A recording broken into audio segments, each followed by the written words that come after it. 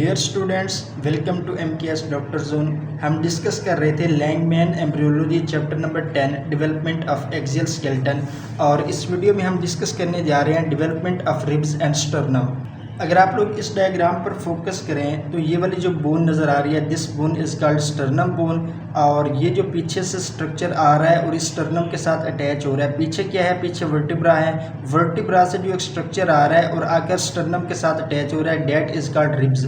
अब जो रिब्स है उसके दो पार्ट होते हैं, एक उसका बोनी पार्ट होता है और एक उसका कार्टिलेजिनियस पार्ट होता है। रिब्स का वो पार्ट जो पीछे से वर्टिब्रा की तरफ से आ रहा है और ऐसे आकर कर्व हो रहा है, that part of the rib is called the bony part of the rib. और उसके बाद ये जो वाइट स्ट्रक्चर है जो कि बोनी पार्ट ऑफ रिब को कनेक्ट कर रहा है with the sternum, this white structure is called cartilaginous part of the ribs.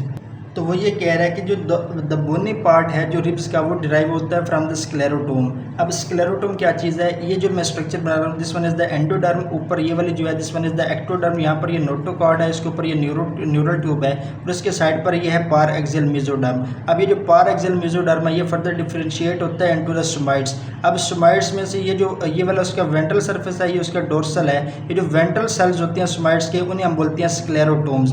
तो ये जो बोनी पार्ट ऑफ द रिब्स है वो डिराइव होता है फ्रॉम द स्क्लेरोटोम्स। अब ये जो हमने बोनी पार्ट ऑफ द रिब्स की बात की है, इसकी अगर हम ग्रोथ की बात करें तो ये पीछे से ग्रोथ हो रही है, इसकी कहाँ से? वर्टिब्रा से हो रही है, और वर्टिब्रा की कौन से पार्ट से हो रही है? कोस्टल कार्टिलेज से हो रही है। तो नेक्स्ट बात वो ये कह रहा है कि ये जो बोनी पार्ट ऑफ द रिब्स है, इनकी ओरिजिन हो रही है, they grow outward from the coastal process of the thoracic vertebra.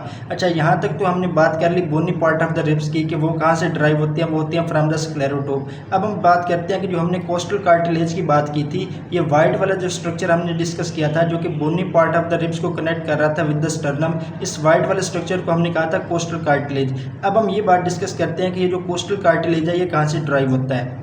तो इसको समझने के लिए आप दोबारा इस डायग्राम को फोकस करें तो ये जो पार एक्सियल मेसोडर्म होता है, इसके साइड पर होता है इंटरमीडिएट मेसोडर्म। इंटरमीडिएट मेसोडर्म के साइड्स पर होता है लेटरल प्लेट मेसोडर्म, जो कि दो लेयर में डिवाइड होता है। ऊपर वाली लेयर को हम कहते हैं सोमैटिक लेयर और नीचे वाली को हम कहते हैं सप्लैंक्निक लेयर। सोमैटिक लेयर के लिए हम प्राइटल लेयर का भी वर्ड यूज़ करते हैं और सप्लैंक्निक के लिए हम विसरल लेयर का भी वर्ड यूज़ करते हैं। अब इस तरह होता है कि जब पार एक्सियल मेसोडर्म की डिफरेंशिएशन हो रही होती है इनटू द सोमाइट्स, और सोमाइट्स में से जो सेल्स होती हैं यहाँ वेंट्रल साइड पर, जिन्हें हम स्क्लेरोटोम कहते हैं, इसके अलावा कुछ सोमाइट के सेल्स यहाँ के जो होते हैं डोर्सोमीडियल और डोर्सोलेटरल सरफेस पर, वो यहाँ से माइग्रेट करके इधर आ जाते हैं somatic layer of the lateral plate mesoderm की तरफ। तो ये वाले सेल्स की अगर बेसिक हम बात करें तो ये बेसिक कहाँ से हैं?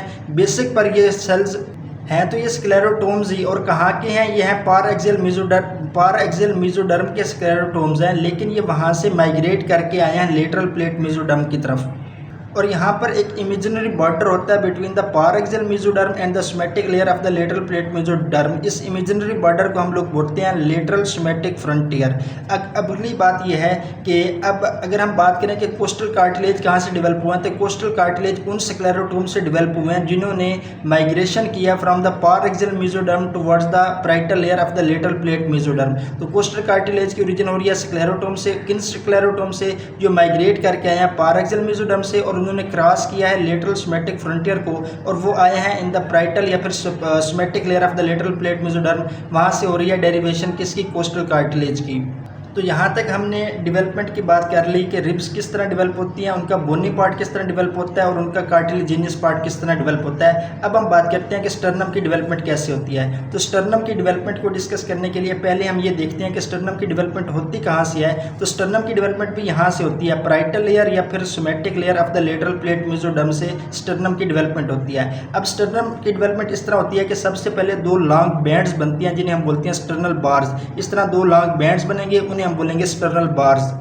अगले स्टेप में ये होगा कि ये जो दो लॉन्ग बैंड्स बने हैं स्टर्नल बार्स, ये एक दूसरे की तरफ माइग्रेट करेंगे और मिड लाइन में जाकर ये फ्यूज हो जाएंगे और इनकी फ्यूजन से बन जाएगी स्टर्नम। अब स्टर्नम बोन के तीन पार्ट्स होते हैं, मिनब्रम, बॉडी और द ज़िफाइड। इनकी ये जो फ्यूजन होती है, इनकी फ्यूजन से तीनों पार्ट्स ऑफ द स्टर्नम बन जाएंगे।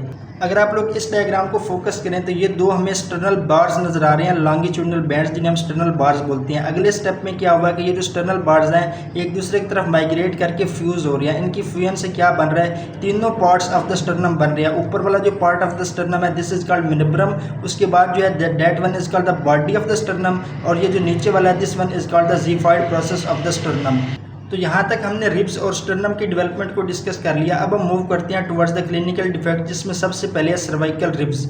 नॉर्मली तो ये होता है कि 12 पेयर ऑफ द रिब्स जो हैं वो बनती हैं, लेकिन सम टाइम ऐसा होता है कि एक्स्ट्रा रिब्स बन जाती हैं, और ये जो एक्स्ट्रा रिब्स हैं ये या तो लंबर रीजन में बनती हैं या फिर ये सर्वाइकल रीजन में बनती हैं। अगर ये जो एक्स्ट्रा रिब बनी है ये C7 के रीजन में बनी है तो that rib is called cervical rib. अब ये जो सर्वाइकल रिब है इसके साइड इफेक्ट क्या आएंगे या मेन इसकी कम्प्लिकेशन क्या आएंगी, तो ये सब क्लेवियन आर्टरी को कंप्रेस कर देगी और साथ में ब्रेकियल प्लेक्सस को कंप्रेस कर देगी। जब ब्रेकियल प्लेक्सस जो है ये अपर लिम्ब को कंप्लीट नर्व सप्लाई करता है, मींस के ब्रेकियल प्लेक्सस से ब्रांचेस निकलती हैं, axillary nerve, musculocutaneous nerve, radial nerve, ulnar nerve और मीडियन नर्व, वो अपर लिम्ब को कंप्लीट नर्व सप्लाई करती हैं। जब ब्रेकियल प्लेक्सस जो है इसकी कंप्रेशन हो जाएगी तो मींस के जो अपर लिम्ब की नर्व सप्लाई है वो इफेक्ट हो जाएगी, जिसकी रिजल्ट में पेन होगा, नबनेस होगी, टिंगलिंग होगी और weakness of the upper limb होगी।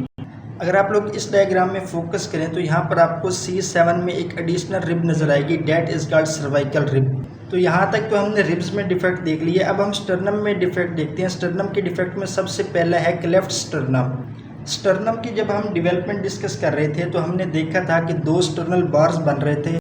अगर ये 2 स्टर्नल बार्स हम देख रहे थे कि सेंटर में जाकर फ्यूज़ हो रहे थे दोनों साइड्स के, अगर ये दोनों स्टर्नल बार्स एक दूसरे के साथ फ्यूज़ ना हो तो इस कंडीशन को हम बोलते हैं क्लेफ्ट स्टर्नम। ये एक रेयर कॉन्जेनिटल एनोमली है। इस डायग्राम में अगर आप लोग देखें तो ये जो दोनों स्टर्नल बार्स हैं दोनों साइड के, ये आपस में सेंटर में फ्यूज़ नहीं हुए, जिसकी वजह से प्रॉपर स्टर्नम की डेवलपमेंट नहीं हो सकी। इस कंडीशन को हम बोलते हैं क्लेफ्ट स्टर्नम। नेक्स्ट जो एनोमली है that is the pectus excavatum and pectus excavatum एक्स। इसमें क्या होगा, इसमें ये होगा कि जो रिब्स है ये डिप्रेस्ड होगी, जो स्टर्नम है वो डिप्रेस्ड होगी और संकन होगी पोस्टीरियरली। और इसके साथ अपोजिट जो क्लिनिकल है डेट इज़ द पेक्टस कैरिनेटम। पेक्टस कैरिनेटम में ये होगा कि ये जो स्टर्नम है ये फ्लैट होगी और आगे की तरफ उभरी होगी। अगर आप लोग इस डायग्राम में देखें तो यहाँ पर आपको स्टर्नम जो है वो डिप्रेस्ड नज़र आ रही है, तो इस कंडीशन को हम बोलेंगे एक्सकावेटम। और इसमें अगर आप लोग देखें तो स्टर्नम जो है वो आगे की तरफ बल्जिंग है, मीन्स कि आगे की तरफ उभरी हुई है, इस कंडीशन को हम बोलेंगे कैरिनेटम। तो इसके साथ हमारा चैप्टर नंबर 10 कंप्लीट हो गया। Thank you very much.